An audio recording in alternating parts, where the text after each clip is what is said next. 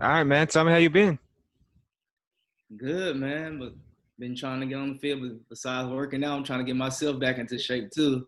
When we get on those fields, man, these guys be trying you, so I got to make sure I stay in shape as well. But trying to stay cool in this hot sun, trying to get up to triple digits, man. So it's hot. It's hot. Yeah, most definitely. It's always that humidity trying to like that Houston. That Houston heat is different. It's Yeah, nothing it's like suffocating. yeah. So yeah, you're finally you're coaching at Climb Forest. Tell me what that's like. From the first off, I'm loving it. Besides COVID shutting everything down, besides being with the kids, so we just had to be getting to know each other through text messages, Zoom meetings, and everything like that. I've seen the kids a couple times. Everything's good, though. I love it. I love the competitive nature. From the first day I got on the field, guys like, Coach, I'm a dog. I'm ready for it. I'm ready. You teach me everything. So like, I can't wait. Hopefully, we have a season this year. I can't wait to see what these guys bring. Yeah, most You know, I wish you would have been a coach there while I was going there. I bet. Um, I bet. yeah, to give the people watching a little background, I used to we met my I think it was after After your getting junior year, I think. yeah, my junior year, getting ready for the spring game. I decided, I decided to, instead of taking track, I was going to work on my footwork, try to get some work in with you. And actually, my friend Jordan put me onto you, and that's how we met. We've been putting in work. You know, even though we like our time working out together was brief, we still kept in contact, and still it really helped me a lot, though. That was like choosing training with you over track that year was like one of the best decisions I've ever made, because I really developed as a true receiver instead of just whatever, because I had I had to make myself into a receiver. I had no movement, no nothing. I had to teach myself everything. And Yeah, I appreciate you putting that trust in me, man. But yeah, man, when we first got together, we were like, it was almost every other day that we was on the field together. So we created a bond outside of just football. So we put trust in one another. Like, you trust me for the techniques I'll teach you. And I never told you shy away from going to track. But I always tell you, go get some work in, no matter if it's just me. Go if it's somebody else, find a way to get some work in. And you always came back and trust me and everything like that. We put in more detail. And to this day, I still see you get work in. And I still try to give you little tips. I love it what you're doing, man. I love it.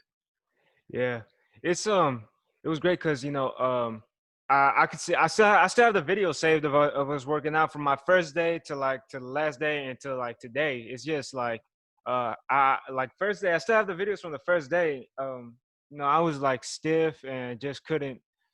It was hard for me to cut. I was always basically what I found out when we were working together. Basically, what I found out is that the way I move in my mind isn't the way I was moving. Um, the way I moved out in my mind wasn't the way I was moving on the field. That's always. I still tell people that to this day. Y'all like, you think you're moving some part of your body, but you're actually not. So I put them on video. And they see like, Yeah, oh, I know what you're talking about.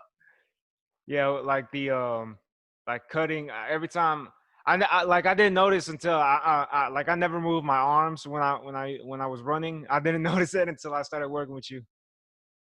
One of my top preaching moments. Move your arm. Most people keep their arms still, but yeah, you got to move those arms. That's the And motivating part. and to this day, like I still don't drag my feet to cut or to run routes. To this day, I It's don't drag my ingrained in feet. you now, man. It's ingrained in you. Yeah, it's ingrained. Dang, like I still see all these people dragging their foot, and I still got like a pet peeve because that means I got to restart the drill every time I see that Yeah. foot drag. Yeah, but yeah, it was great. Not only that, you also started working with like friends of mine. Like you started working with my best friend Joseph too, who Yeah. who goes to Texas College. Oh yeah, I love him. He like a little brother to me. He hits me up outside of football, just with football, and he loves to work.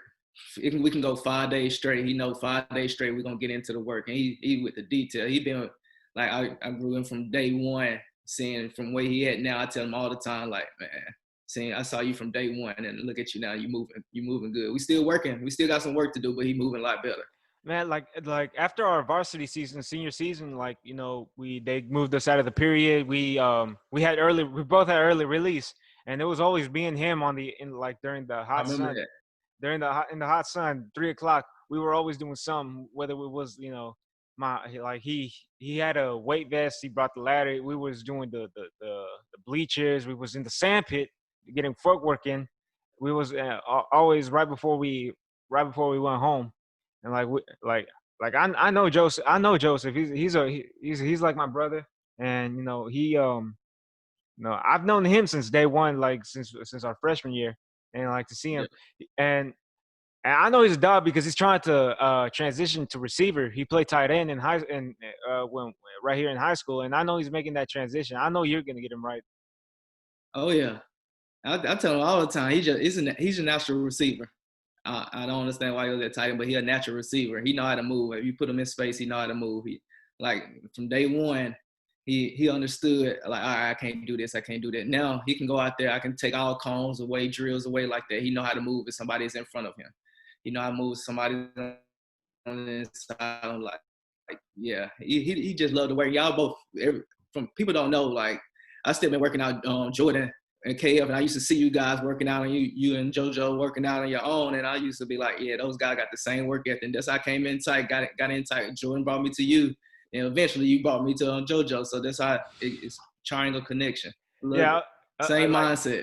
us three, man, we've been like at it since day one. Like Jordan was, we like because we were on the same tier on the team. We were like these guys who had so much to prove because we weren't getting looked at a lot through by the coaches. So we all had that. Us three, man, we had that hunger.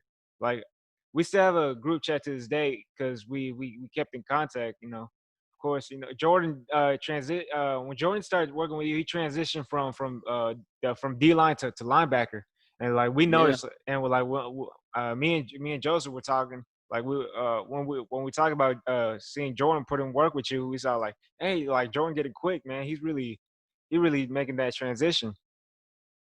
yeah. I tell people, I preach to people all the time to this day, Jordan's story. Like I transitioned from D line to linebacker. I like, man, it's patience. I've been patient with him for 2.5 years. Patient. I like, your time gonna come. And then finally claim, and to this day, me and Jordan still click, talk about football. Sometimes he still want to go work out. We gonna get our work in, but we talk outside of football. So Jordan put in a lot of work with me. Yeah, you have I think you have a big reputation of helping players transition from position. That Yeah, that could, so I can see KF, like KF has a lot of kids playing both sides. So I know you're gonna do a fine job with that. Like if anyone wants to transition to DB or the DB transition to receiver, because my transition was I went from quarterback to receiver working with you. yeah. Transition is hard, man, because in your mind you thinking like I've been doing this my whole life, or how many years I've been doing this. Now I got to transition to do something else. And in your mindset, you just gotta go back to the base and get to work. Like I've been transitioned a couple times before, but you gotta go. You gotta get to work. But like I transitioned, like I trained some receivers, and they coming from DB, and they talking about it. But like I can train those mindsets because I seen it every day. I seen it in college. I seen it in high school, different transitions. So it's just not, if I don't know the metrics, I'm reaching out to several other coaches, asking them questions. That's how I'm able to train different type of positions as well, from D line, linebacker, defensive back, receivers, running back.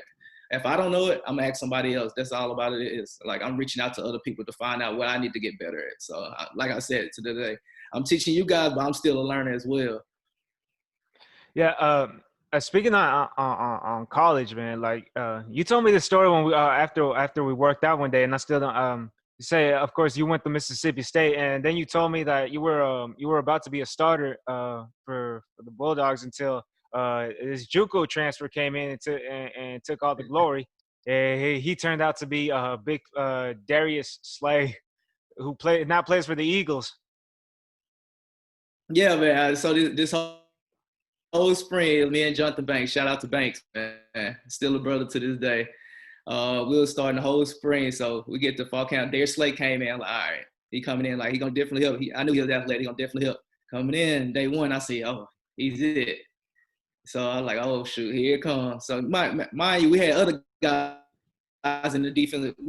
Our defensive backfield was loaded from Core, Broomfield, Damon Anderson, like to guys like that people don't really talk about. But that defense, Lewis Watson, that defensive backfield was loaded. So People don't talk about that, but we created a bond. We were brothers back there, so that's how they were playing good. But yeah, Slay came in, him and Banks, they shut down everything. Like this, like from day one, I tell dude, this dude got probably the quickest feet I ever seen. He can move his feet and stay in front of you 10 yards down the field and keep his hips, flip his hips and everything like that. And Slay to this day, is still a brother to me as well. But like, yeah, Slay came in, him and Banks created that tandem, and it was a wrap. Then you put Corey Broomfield, somebody don't talk about that, had 6 interceptions as a freshman return too for a touchdown. They put him in the nickel slot like that whole year.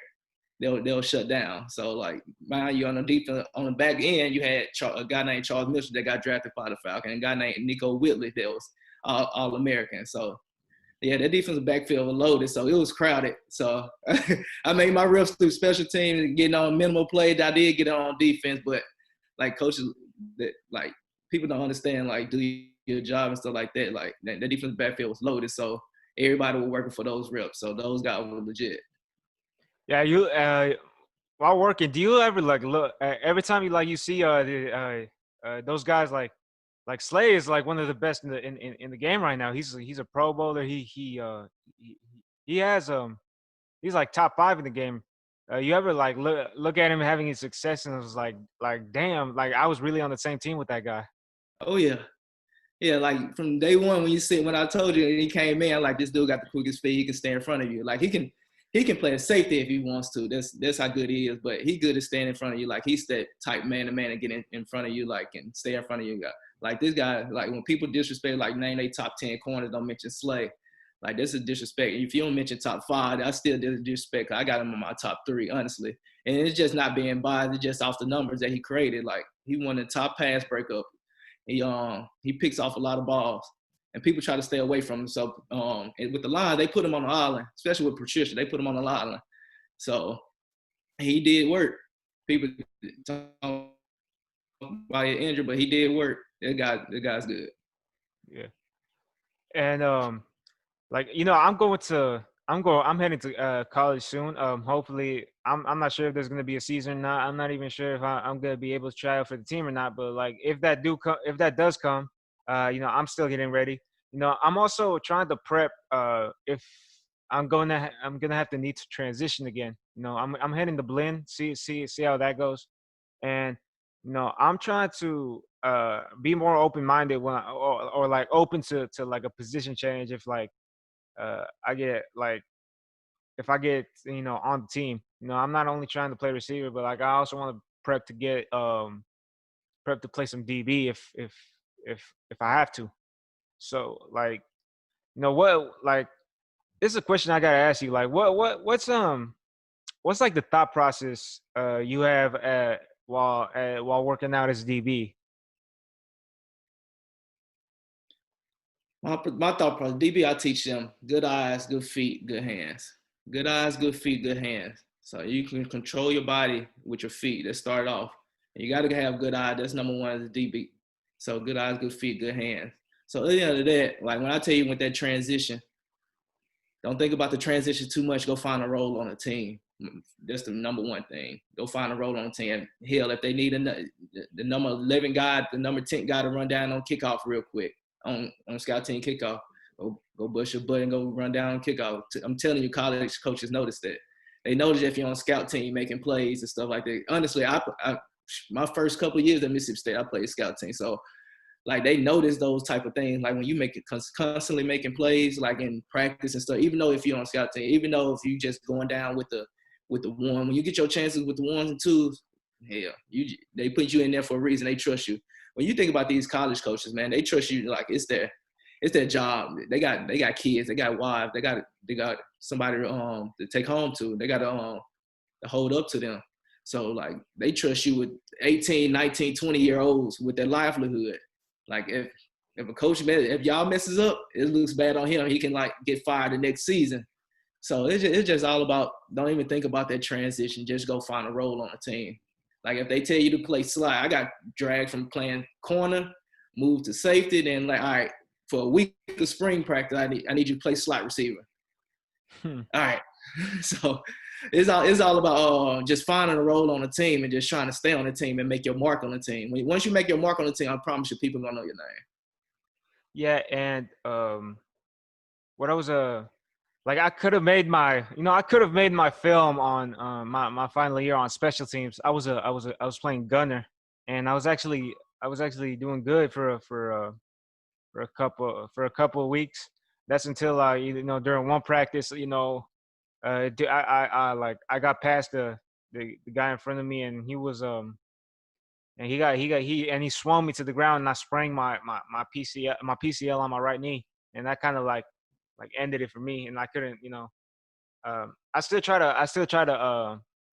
play, but like I wasn't the same. Like my knee was bothering me too Yeah, much, and uh, I probably could have made enough film, gotten offers. I got like a couple offers from D3 and from D3 schools, and who knows how much more I could have gotten if I didn't I didn't mess up my knee and exactly. made more film. But like most of my varsity highlights, most of my highlight tape is from special teams playing gunner. Just Yeah. Don't punt miss coverage. plays. Yeah, I'm not the like I really like playing gunner. I hope like I can make my mark doing that. But of course, special teams like that, you gotta be a different animal for that, because you're probably like you're like it's all these skill position players trying to do big skill things. You gotta block, you That- gotta hit, you gotta run at full speed, and it's just you can see like why a lot of people who think they should be starters now want to play special teams. Yeah, and speaking on that, and to this day, coaches will tell you, I want the best guys on special team. Even if start cornerback, I want you probably one of my guys to run it down on kickoff. Like a starting linebacker, I probably want you running down on kickoff or on a punt team. Like the coaches will tell you, I want my best guys on special teams. So if you put on special, because they realize that's a critical part of the game. So if they put you on special team, they really trust you. Like, all right, can the job gets done? And speaking as a coach, like we put guys on special team, we like really trust them. Like, all right, can he get done? Even if he's at the safety at this position, like on kickoff, like can he? If something breaks, can he get this guy down or something like that? But with Gunner, I love Gunner. I played that position in college, so run downfield, screaming downfield for guy trying to catch a punt. Then you realize he don't call a fair catch. It's all fun and games then. Yeah. Man, I never got to hit nobody because I was always down there, and it was just always either a fair catch or just like or like let it hit the ground. You But did your job then. yeah, I did my job. You know, Yeah. I also during and I was really into it. Here's how much I was into it. Like during practice, they call it punt team. I got on. I lined up. I said I want two people. I want two people in front of me. I want two people to try to cover me. And I was like really into it because I really wanted to get better. I want to see like, hey, I want to see if I could beat these two guys. And then like and I also watch a lot of every time I get the opportunity to do something, I always want to succeed. So I'll be looking like at like highlights from NFL college, and what I noticed is like these guys get in like they square, they don't get in the receiver stance, they get in the 2 point stance. Bro, They square up, uh, then they like either go inside and cut up when that's how you get by them. That's how and so that's what I try to do, and like oh my god, like that works so beautifully. As long as I like burst off the line, I always got past them, and I was really into it. Like hell yeah, I'm gonna make a career out of this. If it's just if I constant never work. if I never get a ball thrown Get to me, paid. yeah, if I Yeah, never that's get a just constant work, bro. You're just trying to get better, man. People get paid in the league for that. People get paid in the league for that. Like you just wanted constant work. That's it. That's the thing. That's always I liked about you. You just always want to constantly get better. Like we can do a drill 20 times before. Like, all right, that's not right. It's gonna be the 21st drill. We ready to get time. 30 minutes into our session. Like you just want to get it right. So you always want to get better. So they're just your nature. yeah, and um, I'm not because I'm probably never gonna be like a flashy receiver. I can get better at what a playing receiver, but I'm never gonna be like that flashy guy that catches a 3 yard slant and takes it to the house for 80 yards. I'm never gonna be that guy, but I know I'm a be able to. I can develop into becoming like somewhat.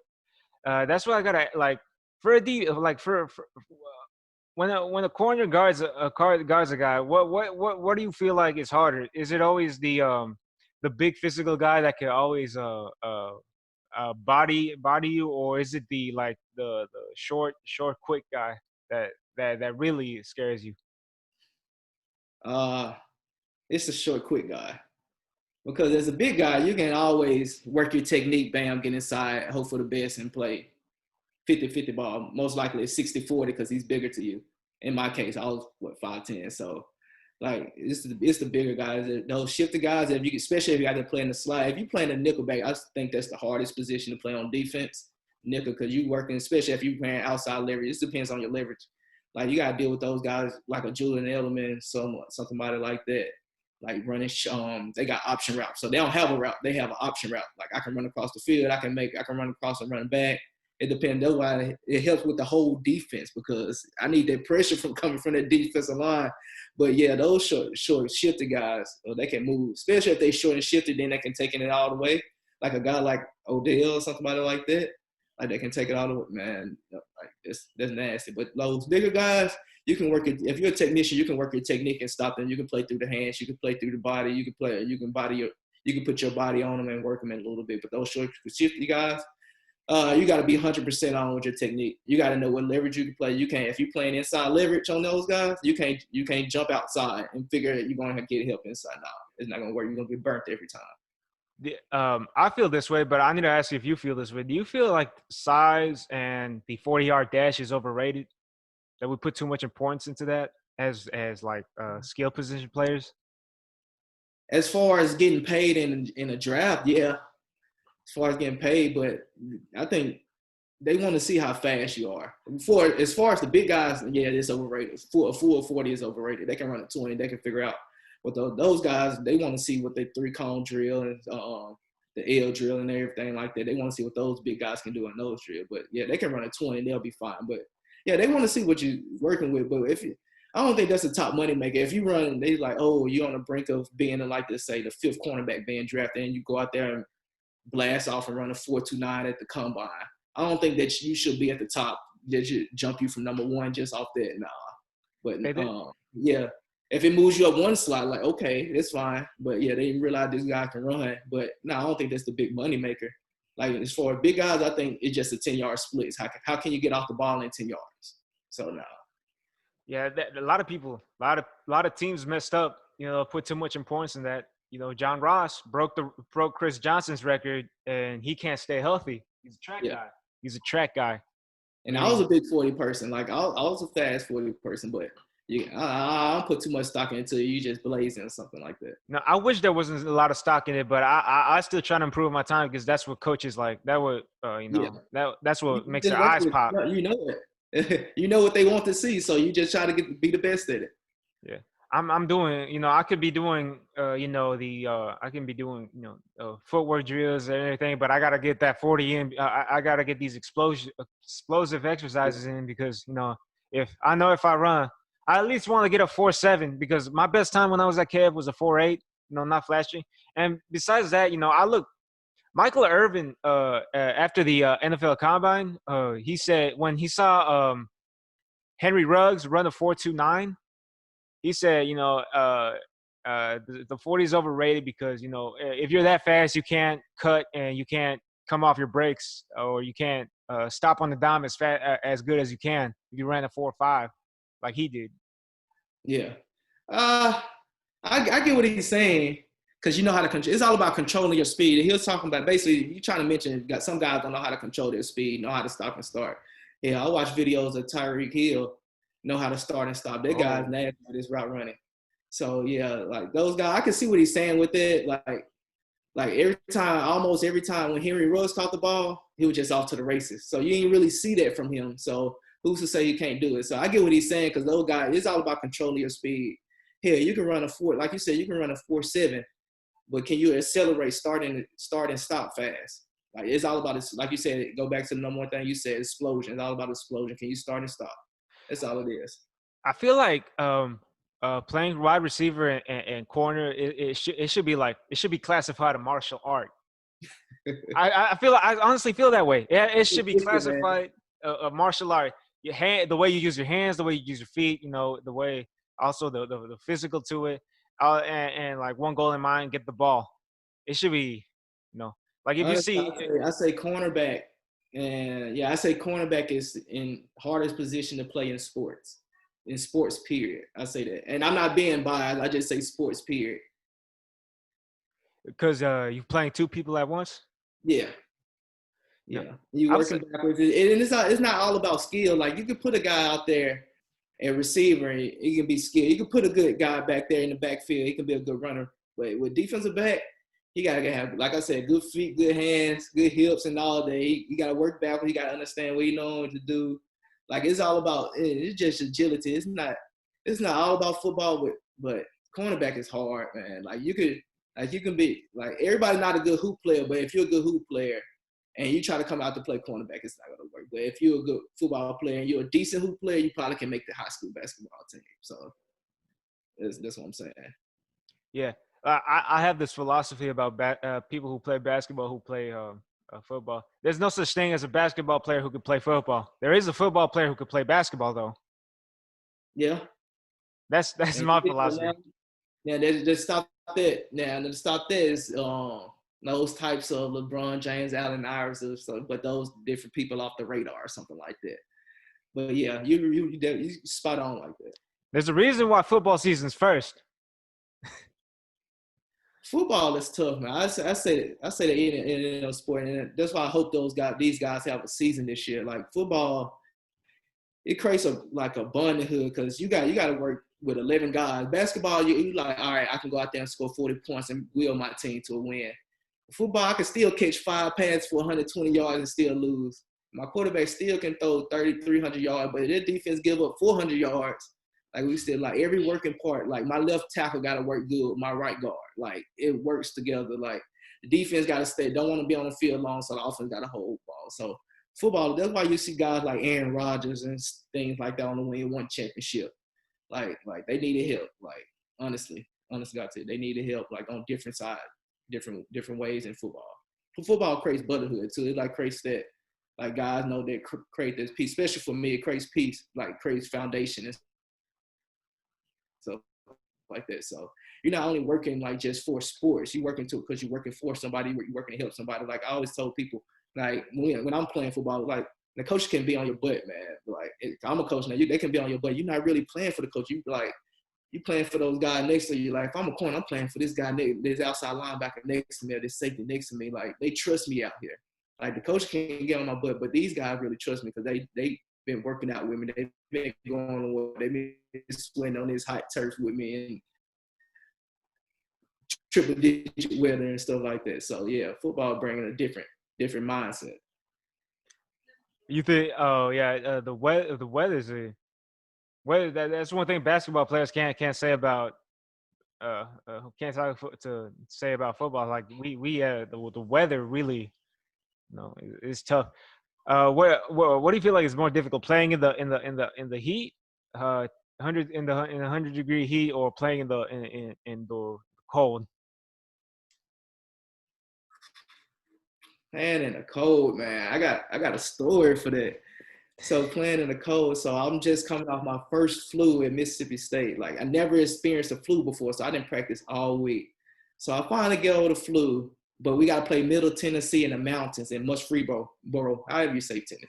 But yeah, up there in the mountains in Middle Tennessee State. So we got to play them. Man, it's cold. It's like my team had messed one day. My nose was running and everything. I'm just coming out the flu that Friday. We got to fly up to the mountains cold.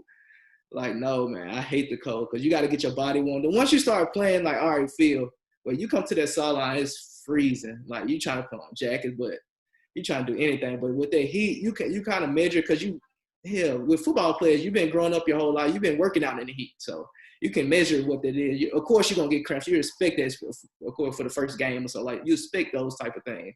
But that cold weather is brutal, especially if you're not playing a lot. You probably get 20 plays a game. Man, that's hard news. Yeah. I the worst thing about the cold is everything hurts. Even the ball, catching the ball feels like someone's tackling you. It just hurts that much. Yeah. Yeah, and like not only that, I remember first day of senior year, first day of practice. That not first day of practice, but first day. It was cold outside. We went out for practice. I tried catching without gloves. That's how I warm up. I catch without gloves, then the gloves come on. But I tried, catching without gloves for to begin practice, and uh, I caught a ball, tightly. I felt good. Threw it back. Then we started stretching. Now I noticed that there was a drop of blood in my laces on my shoes. Then I looked at my hand, like my finger bursted. My finger Cut you just up. like, no, it didn't cut. It's not a cut. It's a burst. It just like like I squeezed it too hard, like the skin ruptured. Like that's Uh, how like my on my fingertip. Then damn, what the hell happened? It was like that does the like it was the first day of cold. Like because before then it was hot.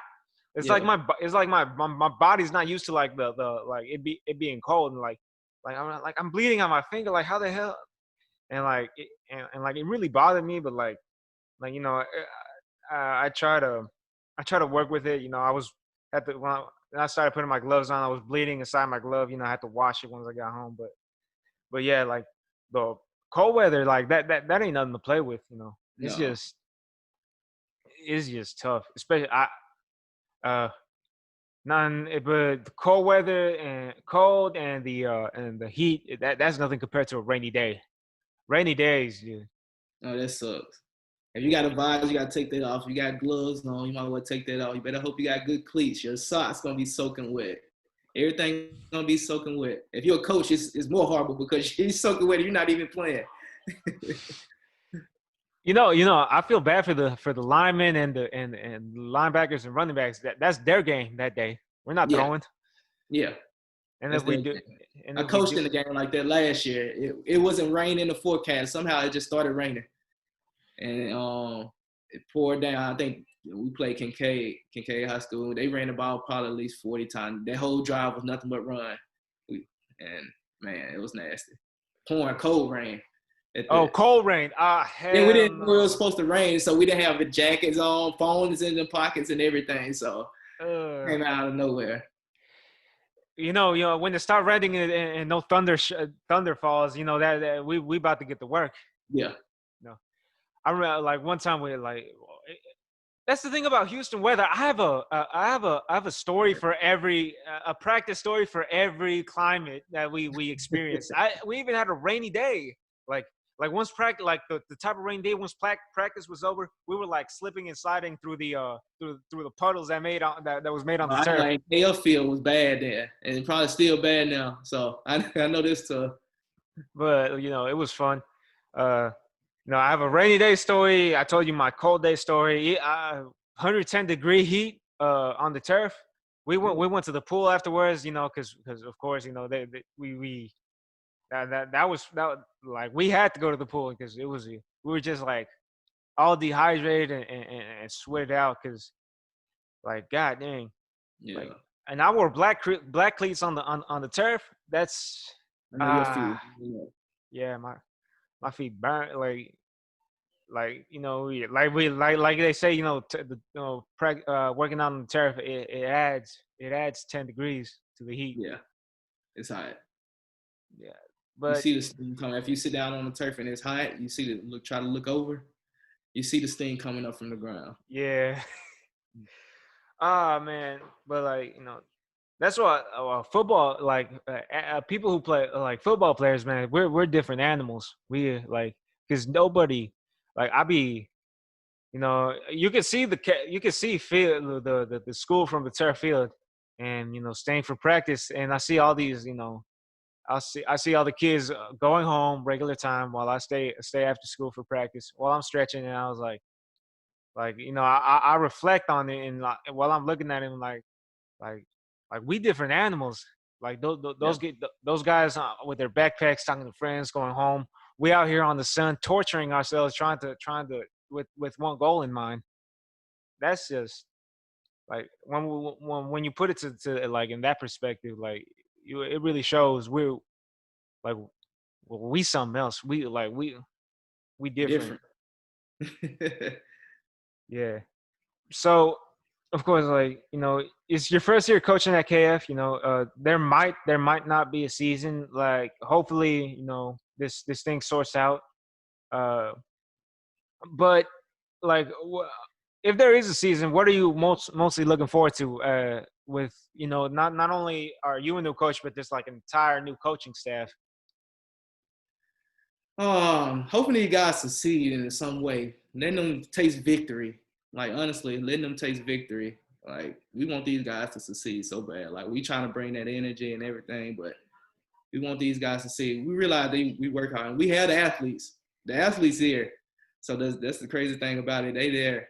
So we just want these guys to succeed. Of course, we're gonna work hard. Of course, we're gonna be on. Of course, we're gonna be hard on ourselves as a coaching staff. But most exciting thing about like letting these guys succeed. But not only that, but like seeing these guys like pushing the class. That's the thing about us too. We trying to outside of football, we're trying to create like this brotherhood or something like that. You can come talk. I always tell these guys, y'all can come talk to me. It can be an offense line. Come talk to me outside of football. I told you that from day one when I met you as trainer. Come talk to me. Like we trying to create that foundation. Like when we had that foundation, like we're gonna be dangerous then. Like, but honestly, we want these guys to succeed. But I know it's several other teams in the district that have some good players. I've been already doing my research, been already watching film and stuff like that. So I'm excited to see those other players, how we come out, how we play, figure out this new defense, figure out this new offense with the coaching staff and stuff like that. We just trying to figure out everybody else, basically through the little time that we talk on the phone and seeing each other to now, because this COVID thing stopping a lot of things. So we just trying to create that foundation with these guys that they really can trust us and we can trust them putting them on the field. Yeah, it's yeah, this whole thing like took everything on. Like, I remember Harvey, but at least with like I was we were prepping for football season, and Harvey came in. Like, at least that's different because of course it was devastating, but we knew there was going to be a season. Like, the storm Mm-hmm. passed, we get over it, but and we were playing again. Might be 2 weeks delayed. A scrimmage got canceled, but we Yeah. we we we played all the whole season. But this is like big, like this is a huge uncertainty, and I have the big the major sports leagues, the pros are trying to get back at it. The NBA is coming back, the NFL is about to come back. They're probably doing that bowl mindset, but sometimes uh, we like here's an idea I have. Here's an idea that probably I don't know why a university or no scientists try to pick up this idea. We like they're right now they're doing the bubble and everything for the NBA, but and boxing is coming back next week. I don't know. That's what my pops told me. Here's an idea I have. Why don't we for like every sport get like a bunch of volunteers to play the sport. Like, we get a bunch of volunteers to play football, play basketball, play soccer, box, whatever. Then we have scientists like tracking down like like experimented, like see like um have they contracted the virus, have they are they if they are they being like like have them being monitored while taking Yeah. like observing them and make First of sure all, like you gotta see if those guys want to be guinea pigs. hey, I'll do it. You I'll like, play. of course, you gonna find somebody that like, all right, cool, I do it. But yeah, you're gonna always have those type of people. So yeah, you're gonna like once you find those type of people, of course you can monitor. But like you always gonna have that blowback like, who wanna be a guinea pig? Some people in the world wanna be a guinea pig. Raise your hand, I do. So Yeah, so like, yeah. Like like you got a mindset, but like I said, you got to first think about who wants to be the guinea pig. yeah. Like, if they say we need 80 guys to play football in front of scientists to see if it's to see if this virus spreads, and like I'll do it. Like, most definitely I'll do it. I'll play for y'all. I'll play for scientists. Get coaches and everything. Meanwhile, there's like people in lab coats and everything looking through a window, probably like, I don't know, a press box, with Yeah, binoculars and everything. number 80 is sweating too hard.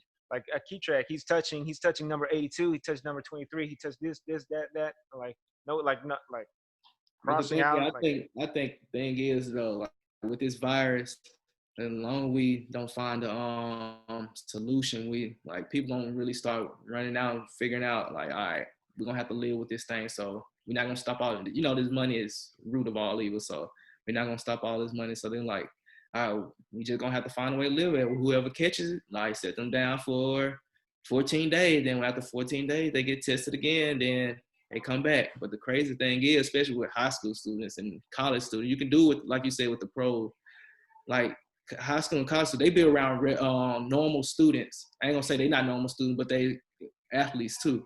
But they be around normal students. So if they catch it, now they got like if they're in the classroom with normal students, stuff like that. Then the teachers, then what if the teachers talk to a substitute? Then see how those things, those ripple effects. But with the pros, yeah, I get it. Like it's it's all about trying to keep everybody safe and stuff like that. But it's hard. Like, but they're gonna find a way. But it's all about testing and stuff like that. We're gonna basically, I think at the end of the day, we're gonna try to figure out the way to live with this virus like the flu. Yeah, most definitely. Here's one thing that I don't understand. They say it takes 2 weeks for the virus to clear up, and you gotta get you quarantine, stay home for 2 weeks, then you're just tested again and see if you don't have it, like you're cleared. So why can't everyone in Texas just stay home for 2 weeks until it disappears completely? That's what I know. That's what I don't understand. That's why these stay-at-home orders aren't effective at all. Because No, people like it's disobedience. It's just simple as that. People who don't it's not gonna listen. stop. They shut down everything. You can't go into no store. Like you shut down everything. They completely shut it down. Like it's never gonna stop. I still wear a mask and gloves Yeah, to me go too. everywhere. Yeah, I Like don't. I see people walk into the store and stuff like that. I'm in my car waiting. Like, get your mask, man. Get your mask. Like I don't understand it. Like I yeah, keep 2 masks in my car just in case I forget one or something like that. I don't know what happened, but like I suddenly stopped forgetting my keys and start forgetting my mask when I leave the house. That's normal because you forget your keys. Now it turns down to your mask. Yeah, but to let's let I try to keep my mind busy. I don't go out. If I take the antibody test, I don't know. Like, I don't know if you ever taken the antibody test, but if I take the antibody test, it's probably gonna tell me I had it and I'm clear of it. Because I work out all the time. I always feel terrible. After I always feel sore. I always feel fatigued. So if I had it, I never noticed. Besides, I never left my house. I don't leave my house for long periods of time. And when I do, I wear a mask, gloves. I try not to get close to anybody and I always Yeah, have hand sanitizer in the car. So if I probably have had it. Um, I'm not sure to be honest. If it's probably a coin flip if I take that test, but that's but how I like feel yeah, too. I think that should be. I think for high school athletes that should just be a part of the physical. And take this antibody test, come back. If you have the antibodies, you're good to go. Yeah, it's all about back again with that. All about money. Like, are they gonna keep paying for it? It's all Yeah, at the end of the day with this world, man. It's all about business, it's money, man. Like, like we understand, like we want to help. We know what to do to help these people and stuff like that. But like, are they gonna fund us for it? yeah. It's it's great. A lot crazy. The NBA season is about to start. Then we find out Russell Westbrook is tested positive. Now we're gonna be without him for 2 weeks, which like broke my heart a little bit. But hopefully we could pull through. But yeah, it's a lot of athletes getting it. Zeke, like they say a lot of Texans and Cowboys players got it, Yeah. um, but they're fine. A lot of like high Yeah, note. like I said, I think you just gonna have to. We're gonna have to learn how to live with it. Honestly, that's the tough thing about it because like people die from this, and so we gotta live with it. Honestly, like when people get sick, like all right, so sit down for it. Like crazy thing is, you can't have a common cold in this world anymore. a common cold, sinus infection, stuff like that. Nah, go home. You gotta sit down and stuff like that. But yeah, that's the crazy thing about it. Like, who knows after 14 days you ain't sitting no more. You can feel good after 3 days, but who knows after 14 days those type of people don't feel good. So it's longer for those type of people. Yeah. Like, has social distancing like affected the way you train people or coach Yeah, people? yeah, a little bit. I tell them don't touch equipment. Like we don't touch balls. Like if you knock over a hurdle, don't touch the hurdle. I got it. And then after each session, something like that. Like I got Germex and stuff in the car. I wipe it down and stuff. Like with tennis balls, something like that. If you wear gloves, please wear your gloves. Then I wipe the balls down and stuff like that. So they don't touch equipment and balls. Like for a while, we didn't touch equipment and anything like that. It was just calm drills. And I'm staying away from you. I think like Yeah, and also I don't put people like I don't do group sessions anymore. So it's number mm, one on one because I don't want those different type of people in contact. Like if I do group thing, it'd be no more than 2 people because I tell them to stay apart or something like that, and they have to play the same position. all right, like you on one side of the field, you on the other. Yeah, exactly. That's but like yeah. It's hard, but you got to get. I mean, you got to do what you got to do. But social distancing, 6 feet, that's 2 yards. Just 2 yards apart, minimum. That's the Yep. minimum of 2 yards apart. But one thing I don't think quarterback receiver drills should be, man. Like we're already 20 yards apart, minimum. Running like I run what's the route I run closest? Like a slant, a drag, and that's still what 10 yards away from you. I know some people preaching about Tom Brady having his workouts. People getting on him from working out, but people saying like, wide receiver, you can stay away from me. I'm gonna throw you the ball. You keep the ball, go sanitize the ball, then bring it back to me. The wor- like the world is crazy right now. Tom Yeah. Brady's a Buccaneer. Cam Newton's a Patriot. That's and we're all sitting at home. That's the Nobody's working right now. Well, people are working, but like we waiting for it. We all seeing what's gonna happen. But I think honestly, I think the NFL gonna play. yeah. NFL not gonna play. They're gonna find a way to play. Oh yeah, they are most They got definitely. some crazy rules with their safety, but they're gonna play. Oh yeah. Speaking on the NFL, I was huge on the draft. No, I'm playing wide receiver. I was excited for this wide receiver draft class. I was excited for the last one. I feel like it was underrated. I feel like I love the receivers from last year's draft class, but they say this wide receiver draft class was stacked. And the top two, of course, was CD versus Judy, Jerry Judy, and like I don't know if you followed it, but like those guys are the top two. Who do you feel is the number one guy who's the number one guy drafted? Nah, I think Judy runs some nasty. Damn, bro. Judy runs some nasty routes, man. But I think CD with the Cowboys, that's gonna be nasty. He's gonna be nasty with the Cow. Honestly, like I like both of those guys, but I ain't gonna say just because I watch it like the SEC game, but I watch a lot of Oklahoma games too. I seen Judy just he runs some nasty routes, man. I like it. CD do too. Like I like CD too, but it's a hard pick. Like I said, you can't go wrong. He gonna be nasty with the Cowboys, so No, I'm going CD. CD is like you can't go wrong. So I can't argue against it. like the argument is like, okay, yeah, Jerry Judy is like the best route runner. I'll give Jerry Judy the best route runner in the draft. I try to like they say he runs routes like even NFL players can't run like that takes years to perfect. But I feel like CD is like the full complete receiver. He's He's the like, guy. yeah, he's the guy. He's like I see him play as mostly. He's a good route runner, not as precise as Jerry Judy, of course, but like CD. The thing I love about CD is he's just complete. Like he's the full package. He not only he's a good route runner, but not only that, he's great. He's physical. He attacks the ball. He's He can physical. take a Like 2 yard route to the house.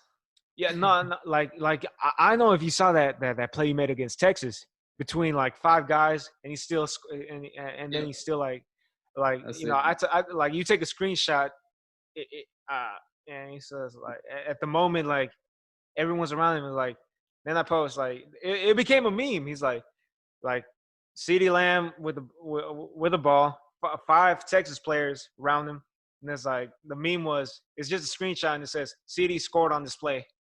And it I was remember just that. it was Yeah, That's he's what. nasty, bro. Like I said, he gonna be nasty. He got Gallup, Amari, then put CD there. Like they're gonna be put Zeke in the backfield. All they now and Jerry Jones just got to pay that. I don't know Yeah, what that is for. Like I that's a don't. nasty team. Yeah, that's. Oh my god, like like that's getting annoying. It's been annoying. Like you've been like they're fighting over like a year and a half already about the like how much money they're gonna pay out to Dak, and like it's just like here's how bad it's getting. It's like when when Patrick Mahomes got his 500 million, half a billion dollar contract. The next day, you know what they talked about? They talked about what does this mean for Dak's That contract? yeah, I was they ain't like, talking about Patrick Mahomes. that's like, but yeah, it's it is it is good. Like I do hope sports comes back like this year. Hopefully, I am optimistic about it. They're not gonna really. I don't. Yeah, I understand basketball and everything. It's tough, but who's to say? I'm gonna watch it, but that's tough on those guys. Yeah, yeah. Well, and Baseball coming back too, but yeah, baseball a little different with I don't know why basketball. baseball left the first place. That's the ultimate like nobody's around each other's sport. That's like maybe the dugout but still Yeah, that's like no like I watch baseball. No one's close to each other. Like the closest people get is like the unless you're on first. the bag with somebody at first base or something. Yeah, Even then they're not close. yeah, But like still. yeah. True. What I 'Cause don't understand is like the UFC. The UFC came back before anything. yeah, they like hitting each other on top of each other, breathing on each. That's the crazy thing about football too. That like you're gonna be breathing on each other. Then they tell you don't swap jersey at the end of the game. Like, dude, I just tackled you 5 times this game. Then you tell me I can't swap jersey because we breathing on each other. It's crazy. Yeah. But like if that means that the season goes back, it was like all right, it's a stupid rule, but like I just want sports to come back so bad because it's It's like crazy it's yeah normalcy, man. Like we it's made understand what's going on into the world, so it creates safety the best way we can, but it creates normalcy in some people's lives too. yeah it's making me like I'm so bored. It's making me do things I never. I built a bench. Yeah, the other day I built the Yeah, I whole see bench. that. Yeah, I I like that type of stuff, man. So did PEV give you some like old bed frames or something like that? yeah. Like Prairie View was throwing away some bed heads, and like my dad took them. They were originally to make a fence, but like let me see if I can make a bench out of these because that's how bored I was. It's nice, man. Make business out there. Start stainless steel, get some paint and something like that. Yeah, yeah. It's Nice, handy. Yeah. But I'm really I'm still staying in shape. I'm lifting. Of course it's not the same as going to the weight room, but I gotta do something. I'm Yeah, doing like I'm still putting in work, trying to stay ready for whatever. That's my mentality. Just ready for yeah. whatever. Always staying ready. Yeah. Well, hey man, like I appreciate you coming on here, man. It's been it's great seeing you again. Great seeing this opportunity you got. Looking forward. I'm excited to see what you and the guys do this season when if it happens. Hope I'm optimistic it will. Anything you want to say before we wrap this up? Appreciate you. I love it, man. I watch that thing every episode that you post up, like seeing what you're doing. I love it. Love it. Hey, keep shining, man. Like we're gonna try to create something at your old alma mater. So we need all your alumni come back and stuff like that. We're gonna create some fun there. So give you guys something excited for. But I appreciate you having me on. Appreciate you to think about me. Yeah, most definitely. I'm coming to see y'all. Any chance I got. Most definitely. Yes, sir. Yeah. Marvin, I appreciate you, brother. I appreciate you. Eagle.